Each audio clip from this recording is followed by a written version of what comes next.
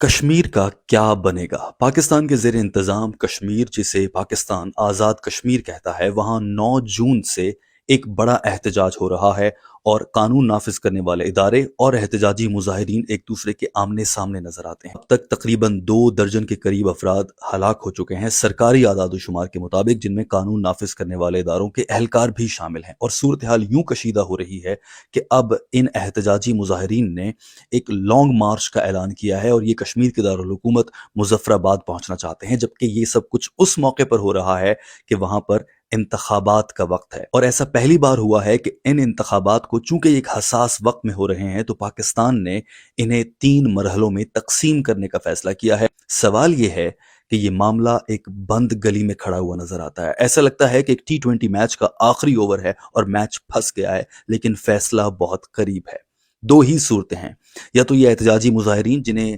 Joint عوامی action committee کا نام دیا گیا ہے، جسے حکومت نے کالعدم قرار دے رکھا ہے، یہ کامیاب ہوں گے، یا پھر ریاست پاکستان اپنی طاقت دکھائے گی اور طاقت سے ان کو یہاں سے بھگا دے گی۔ آئیے اس کی پاسبلٹیز کو سمجھنے کی کوشش کرتے ہیں۔ سب سے پہلا تو یہ کہ جوائنٹ عوامی ایکشن کمیٹی اس وقت جو مطالبات کر رہی ہے ان میں سے ایک یہ ہے کہ انہیں کالعدم قرار دیا گیا ہے، اسے ختم کیا جائے۔ ٹھیک ہے، پاکستان ایسا کر سکتا ہے، کوئی مسئلہ نہیں ہے۔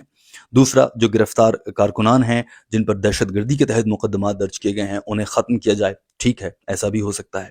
جو تیسرا مطالبہ ہے وہ بنیادی مطالبہ ہے، اور وہ یہ ہے کہ مہاجرین کشمیر پاکستان کی 12 نشستوں کو ختم کیا جائے، جو ریاست پاکستان اپنے قومی مفادات اور قومی سلامتی کی مجبوریوں کی وجہ سے کسی صورت نہیں کرنا چاہتی، اور یہ وہ بنیادی مطالبہ ہے جس پر میچ پھنس گیا۔ یہ بات تو طے ہے کہ پاکستان کسی صورت اس مطالبے کے سامنے گھٹنے نہیں ٹیکے گا۔ تو پھر کیا ہوگا؟ یہ مظاہرین لانگ مارچ کا آغاز کر دیں گے کل سے، اور یہ دریک یا پونچھ جہاں کے مقام پر ابھی موجود ہیں، یہاں سے یہ مارچ کا آغاز کریں گے کشمیر کے علاقے راولا کوٹ کی جانب۔ بلا شبہ سینکڑوں نہیں ہزاروں کی تعداد میں قانون نافذ کرنے والے اداروں کے اہلکار، ہیوی مشینری، گاڑیاں، ویپن، سب کچھ وہاں پر موجود ہے، لہٰذا ان کو روکنے کی کوشش کی جائے گی، جس موقع پر تصادم بھی ہو سکتا ہے۔ راولا کوٹ سے نکل کر پھر یہ مظفر آباد پہنچنا چاہیں گے، جو کہ دارالحکومت ہے آزاد کشمیر کا۔ ایک پرامن اور سمجھدار آپشن یہ ہو سکتا ہے کہ پاکستانی قانون نافذ کرنے والے ادارے ان کو اپنے اس لانگ مارچ میں کسی بھی موقع پر نہ روکیں اور انہیں مظفر آباد آزاد کشمیر کی دارالحکومت تک پہنچنے دیا جائے۔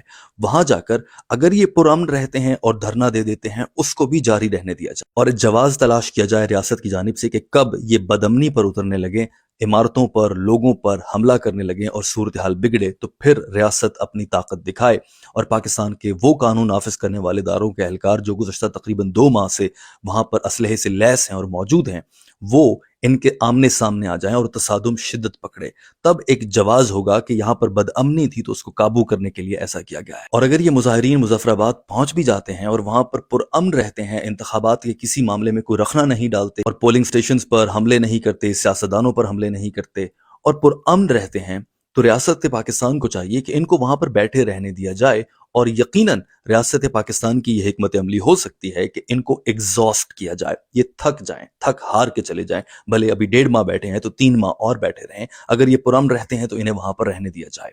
کچھ لوگوں کا یہ بھی خیال ہے کہ ریاست پاکستان ان پر بہت زیادہ طاقت آزما سکتی ہے، جیسا کہ پاکستان کے پچھلے ہونے والے کچھ واقعات میں مرید کے اور ڈی چوک پر نومبر میں PTI کے کارکنان کے ساتھ کیا گیا۔ بلا شبہ پاکستان کے پاس یہ آپشن موجود ہے، لیکن کشمیر ایک حساس اور متنازع علاقہ اور اس پر بین الاقوامی سطح کی توجہ پوری دنیا کی بالخصوص بھارت کی ہر وقت رہتی ہے، لہٰذا یہاں پر طاقت کا استعمال بالکل آخری آپشن ہوگا، اور یہ آپشن تب استعمال ہوگا جب یہ مظاہرین مظفر آباد پہنچ کر کسی طرح کی لا اینڈ آرڈر کی صورتحال پیدا کرنے کی کوشش کرتے ہیں۔ اگر یہ پرامن رہتے ہیں تب بھی سمجھدار فیصلہ یہی ہوگا کہ انہیں یہاں پر بیٹھے رہنے دیا جائے اور ان کے تھکنے کا انتظار کیا جائے۔ آپ کے خیال سے اس خطرناک ترین ڈیڈ لاک کا حل کیا ہے؟